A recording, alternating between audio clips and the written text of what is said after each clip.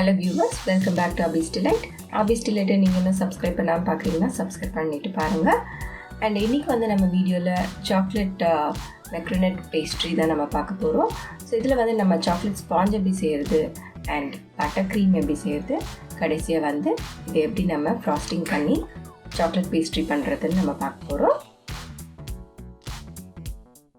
So first வந்து நம்ம chocolate sponge ready பண்ணிக்கலாம். அதுக்கு நான் 1/2 கப் மைதா எடுத்துர்க்கேன். 4 டேபிள்ஸ்பூன் வரும்.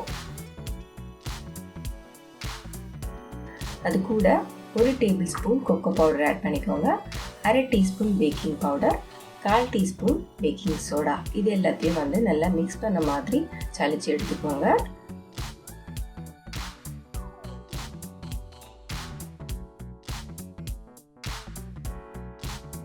இப்போ இன்னொரு பவுல் எடுத்துக்கோங்க. அதில் கொஞ்சம் தண்ணி கூட இருக்கக்கூடாது. நல்ல ட்ரையான பவுலில் 2 ரூம் டெம்பரேச்சரில் இருக்கிற முட்டை எடுத்துக்கோங்க. 1/2 teaspoon vanilla essence, 1/2 teaspoon chocolate mix நான் சேர்த்துக்கிறேன். அப்படி சாக்லேட் மிக்ஸ் உங்ககிட்ட இல்லைன்னா 1 டீஸ்பூன் வெனிலா எசன்ஸ் சேர்த்துக்கோங்க.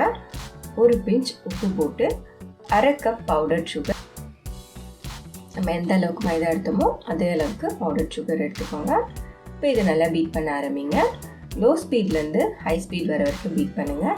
இது ஒரு 2-3 மினிட்ஸ்லேயே வந்து நல்லா பீட் ஆகி இந்த மாதிரி ஒரு க்ரீமி கன்சிஸ்டன்சிக்கு வந்துடும்.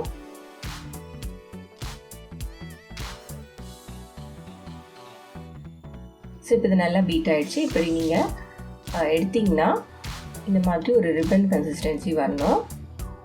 ஸோ அதுக்கப்புறமா இதில் வந்து மெல்ட் பண்ண பட்டர் அப்படி இல்லைனா ஆயில் 1 டேபிள் ஸ்பூன் ஆட் பண்ணிக்கோங்க.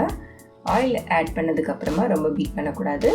ஒரு 30 செகண்ட்ஸ் வந்து இதை லோ ஸ்பீடில் பீட் பண்ணி எடுத்துக்கோங்க. அவ்வளோதான். இப்போ வந்து நம்ம ட்ரை இன்க்ரீடியன்ட்ஸை ஜலிச்சு வச்சுருக்கோம் இல்லைங்களா, அதை பேட்ச் பை பேட்சாக ஆட் பண்ணிக்கலாம். இதை வந்து கட் அண்ட் ஃபோல்ட் மெத்தடில் ஆட் பண்ணுங்கள். ஒரு பேட்ச் நல்லா கம்ப்ளீட்டாக மிக்ஸ் ஆனதுக்கப்புறமா அடுத்த பேட்ச் ஆட் பண்ணுங்கள். இப்போ நான் செகண்ட் பேட்ச் ஆட் பண்ணியிருக்கேன். இது கம்ப்ளீட்டாக மிக்ஸ் ஆகிடுச்சு. இப்போ நான் ஃபைனலாக தேர்ட் பேட்ச் ஆட் பண்ணிவிட்டு 1 டேபிள் ஸ்பூன் ஒரு வார்மான மில்க் அதை ஆட் பண்ணி இதை நல்லா மிக்ஸ் பண்ணிக்கோங்க. சைட்ஸில் நல்லா மிக்ஸ் பண்ணிவிட்டு அதுக்கப்புறமா நான் வந்து பேனில் வந்து ஆயில் க்ரீஸ் பண்ணி பட்டர் பேப்பர் போட்டு வச்சுருக்கேன். அதில் இதை நான் ட்ரான்ஸ்ஃபர் பண்ணிக்கிறேன். ஏர் பபிள்ஸ் எல்லாம் ரிலீஸ் பண்ணிவிட்டு 25 மினிட்ஸ்க்கு 180 டிகிரி ப்ரீ ஹீட் பண்ண ஓவன்லேயோ பாத்திரத்துலேயோ இது பேக் பண்ணி எடுத்துக்கோங்க. அதுக்கப்புறமா இது கூல் ஆகணும். ஒரு கூலிங் ரேக்கில் போட்டு வச்சுக்கோங்க. அப்புறமா எடுத்து நீங்கள் கட் பண்ணிங்கன்னா தான் உங்களுக்கு கரெக்டாக வரும். ஸோ பட்டர் க்ரீம் செய்கிறதுக்கு 100 கிராம்ஸ் ரூம் டெம்பரேச்சரில் இருக்க அன்சால்டட் பட்டர் நான் எடுத்துக்கிறேன்.